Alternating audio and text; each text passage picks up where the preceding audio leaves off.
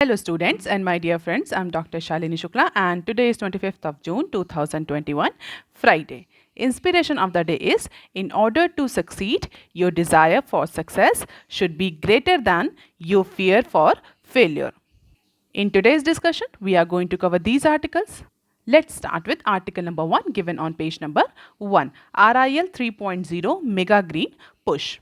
So 5 years after disrupting the telecom space, now Reliance Jio is all set to get a mega entry into the green energy. तो Thursday को Reliance Industries ने एक another game changing move announce किया है और Reliance industry अब green energy के segment में वेंचर करने जा रहा है, जहां पर solar power generation and manufacturing, hydrogen production, e fuels, energy storage, इन तरह के सेगमेंट में या जो new energy and new material का जो डिवीजन है उस पर्टिकुलर डिवीजन में रिलायंस इंडस्ट्रीज डाइवर्सिफिकेशन करने जा रही है. It will also set up a plan for renewable energy project finance to source the long term global capital for investment in these sector. और सभी को पता है आगे आने वाला सेक्टर जो है एनर्जी के केस में that is going to be the renewable energy. Fossil fuel based या non renewable energy is no longer going or giving to the potential business for the companies. तो रिलायंस ने बहुत सही समय पर इस अपॉर्चुनिटी को आइडेंटिफाई किया है और now Reliance is going to make a mega entry into the green sector of or green energy sector of India. और इंडिया के केस में हम सभी को पता है कि इंडिया का जो एक एम्बिशियस कॉन्ट्रीब्यूशन है रिन्यूएबल एनर्जी को लेकर के, उसको देखते हुए this particular entry by Reliance Jio is going to be the landmark. तो कल की एनुअल जनरल मीटिंग में एजीएम में जो कि थर्सडे को कल हुई थी, उसमें रिलायंस ने अनाउंस किया है तीन कॉन्जिक्यूटिव प्लान्स जिसमें अप्रॉक्सीमेटली 75,000 करोड़ का इन्वेस्टमेंट होगा over 3 years. So experts are saying that this is going to be the next disruption in case of Reliance Industry. Telecom industry को जियो की एंट्री से डिस्टर्ब किया था रिलायंस इंडस्ट्रीज ने. Now it is all set to disrupt the green energy sector. So RIL is set to invest approximately 5,000 acre Dhirubhai Ambani Green Energy Giga Complex in Jamnagar, Gujarat. Apart from it, RIL is also going to establish and enable the 100 gigawatts of solar power by financial year 2030. Apart from it, 60,000 crore investment in building the 4 gigafactories and 15,000 crore in creating the value chain for supporting the new green energy manufacturing division. तो अगर हम supply chain की बात करें कि supply chain में देखें green energy के केस में, तो Reliance is going to invest in all the sector, चाहे वो बैकवर्ड हो चाहे वो फॉरवर्ड हो. मैन्युफैक्चरिंग से लेकर के जनरेशन तक Reliance industry is all thinking to have the game-changing move. And if you know, India made a giant stride to become the one of the largest renewable market in the world after setting up an ambitious 175 gigawatts renewable energy target by financial year 2022. And into that, solar PV emerged as the largest renewable power source in the country in terms of financial year 21 with an installed capacity of around 40.6 gigawatt. That is 40.6 gigawatt. And Reliance is all set to invest into this solar energy sector, solar energy and wind energy. हालांकि financial year 22 के according ये जो हमारा target है 175 gigawatts का from renewable energy, ये बहुत ज़्यादा अचीव होता हुआ नहीं दिख रहा because of the disruption caused by कोविड-19. तो एक्सपर्ट्स का कहना है कि जो 175 का जो टारगेट रखा गया है, it is very unlikely that India will be able to achieve this target, but yes, approximately 60 to 65% of this target has already been achieved in terms of solar energy. Apart from it, few other important announcement has already been made into the annual general meeting of Reliance on Thursday. First, जिसको हम पहले भी discuss कर चुके हैं, Aramco chairman to join the Reliance board, जो कि हमने पहले भी डिस्कस करी थी ये न्यूज़. जिसमें हमने ये डिस्कस किया था कि it is highly likely that Aramco chairman is going to be on the board of Reliance industries. तो फाइनली कल इसका भी अनाउंसमेंट हो गया है। और ग्लोबलाइजेशन को पेस देने के लिए, ग्लोबलाइजेशन प्लान को ग्लोबलाइज्ड करने के लिए, this is one of the significant move by Reliance industry in order to offer a board seat to Saudi Aramco chairman Yasir Al Ramayan. Apart from it 5G in house 5G technology के बारे में भी discussion हुआ, announcement हुआ कि भाई पहले जो 5G टेक्नोलॉजी है उसको इन होम टेस्ट किया जाएगा, इसके बाद इसको ग्लोबली भी ऑफर किया जाएगा if technology is proven. Apart from it Reliance Jio के बारे में भी कुछ अनाउंसमेंट हुए कल की एनुअल जनरल मीटिंग में। तो कल की जो रिलायंस इंडस्ट्रीज़ की जो एनुअल जनरल मीटिंग थी वो बहुत ज़्यादा इंपॉर्टेंट थी, जिसमें ग्रीन एनर्जी सेक्टर को लेकर के अनाउंसमेंट हुआ है। बोर्ड में जो चेंज हुआ है, अरामको के जो चेयरमैन हैं उनको बोर्ड में जो सीट दी गई है उसको लेकर अनाउंसमेंट हुआ। Apart from it Reliance Jio और गूगल का जो जॉइंट वेंचर चल रहा है in order to provide the most affordable 4G enable smartphone dubbed Jio iPhone on the September 10, इसको लेकर भी अनाउंसमेंट करी गई। तो कल की रिलायंस इंडस्ट्री की जो GM थी that was very significant from the point of view of the shareholders. अब देख लेते हैं article number 2 that is given on page number 6. India presses OPEC for affordable oil phasing out of production cuts. So with domestic retail fuel prices jumping to the record high, कुछ states में तो 100 के ऊपर petrol पहुंच चुका है। उसको देखते हुए इंडिया ने थर्सडे को जितने भी ओपेक कंट्रीज हैं, जो कार्टल ओपेक ऑयल कार्टल है, OPEC stands for organization of the petroleum exporting countries.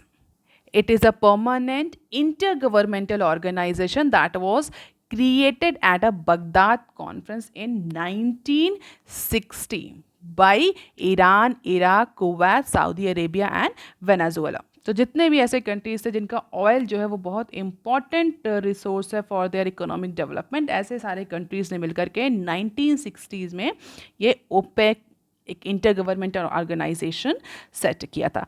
What is the aim of this OPEC organization? It basically aims to manage the supply of oil in an effort in an unanimous effort to set the price of oil in world market। तो ये जितने भी countries है जो OPEC का part है या OPEC plus का पार्ट है, ये बेसिकली कलेक्टिवली एक कार्टल इन्होंने फॉर्म करके रखा है और एक कार्टल के अकॉर्डिंग ऑयल की जो सप्लाई है उसको रिड्यूस करते हैं, उसको इंक्रीज करते हैं, रिस्ट्रिक्ट करते हैं, आप लिबरलाइज करते हैं, जिससे कि ऑयल के जो प्राइसेस हैं वो भी अप एंड डाउन होते हैं। सीधा इकोनॉमी का सिंपल सा कंसेप्ट, सप्लाई ज़्यादा होगी तो प्राइस जो होगा वो रिड्यूस हो जाएगा, सप्लाई कम होगी, सप्लाई रिस्ट्रिक्ट होगी तो प्राइस जो है वो बढ़ जाएगा। सो बेसिकली ओपेक कंट्रीज और OPEC is the oil cartel in order to avoid the fluctuations that might affect the economies of both producing as well as the purchasing countries।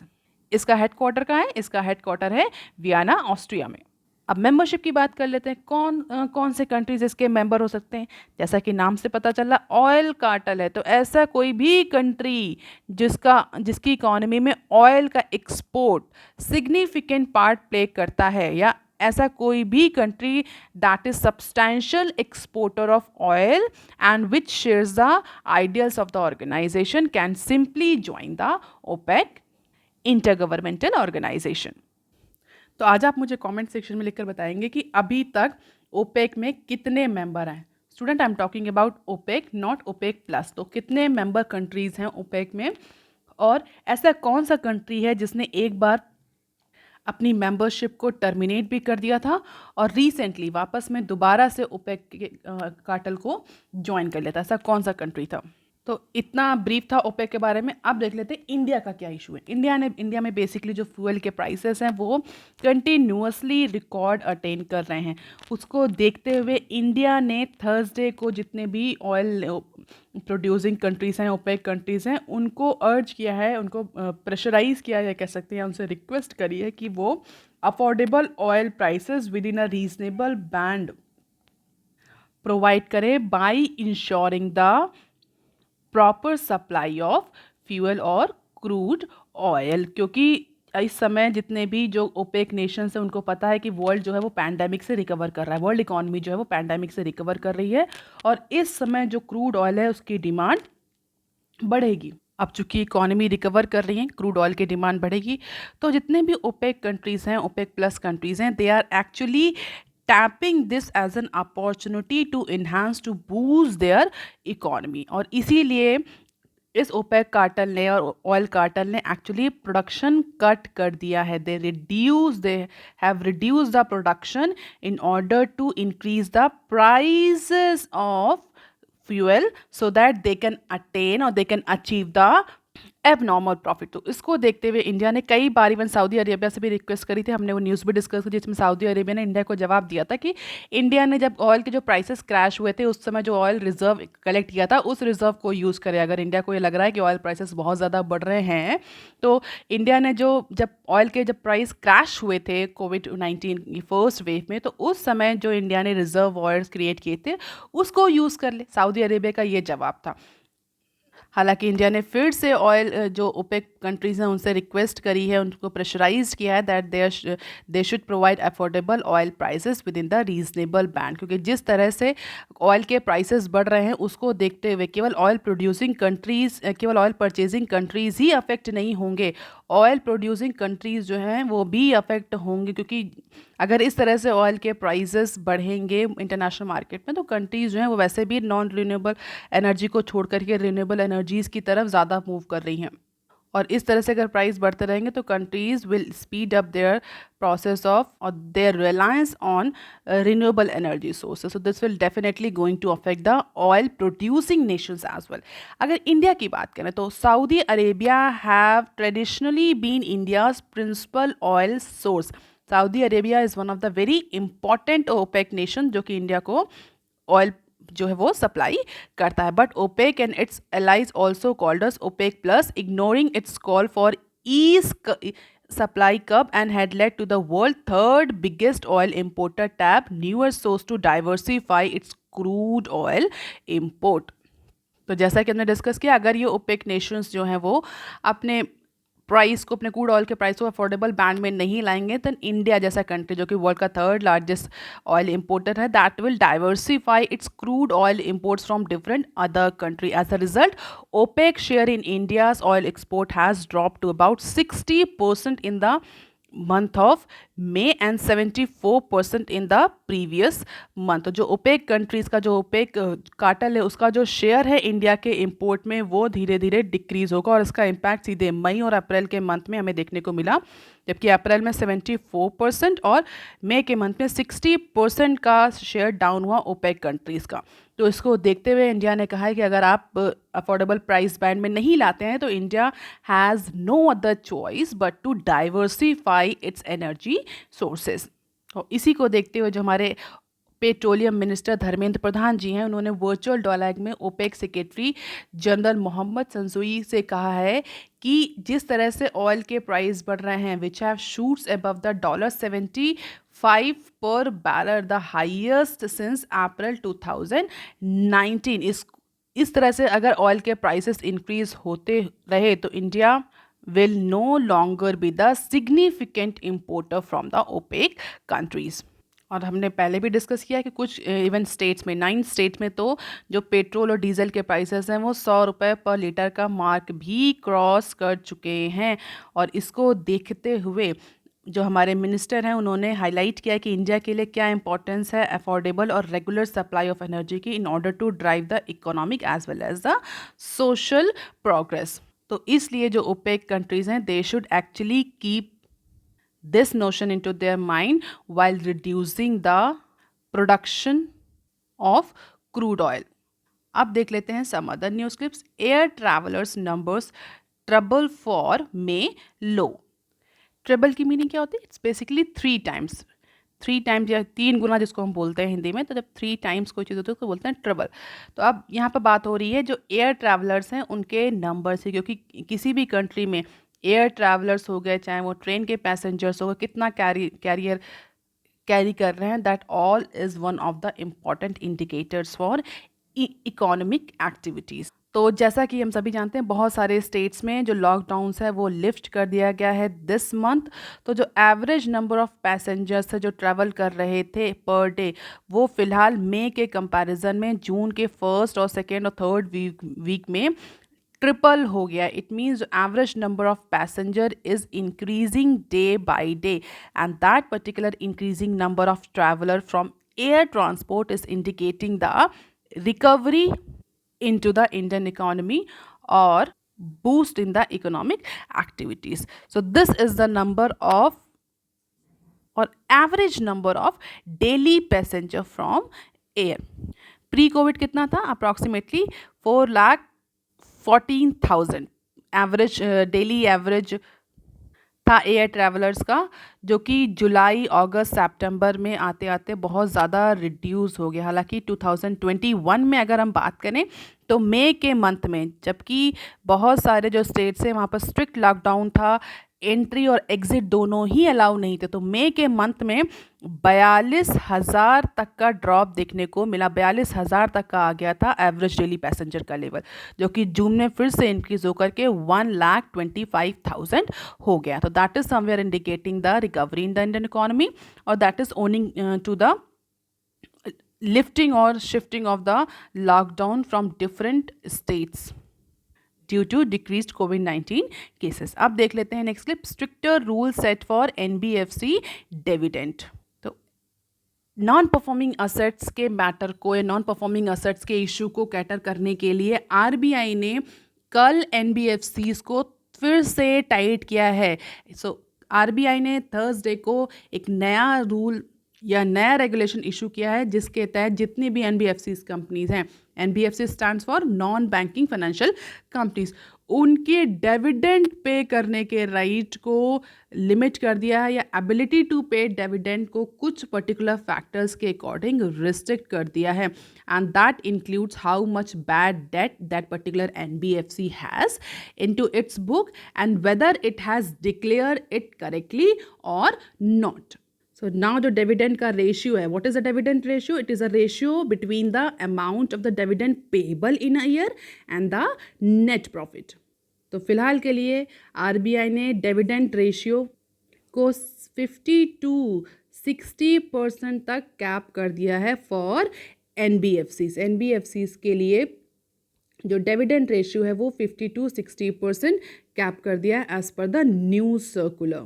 And definitely that will depend on the nature of business as well as the non-performing asset ratios.